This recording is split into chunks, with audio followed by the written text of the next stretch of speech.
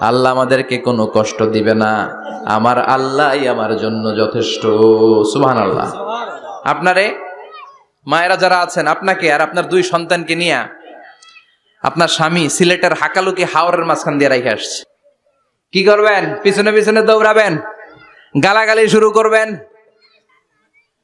যদি বলে আল্লাহর ইচ্ছায় তোমারে রেখে গেলাম, জীবনেও মানতে চাবেন না, বলবেন তোরেও বাদ দিলাম, তোর আল্লাহরেও বাদ দিলাম। আছে না নাই? কিন্তু সাইয়েদাতুনা হাজার কেমন নারী ছিলেন, একটা টু শব্দ করেন নাই। শুনতেছেন? কেন ইমাজিন, কল্পনা করতে পারেন?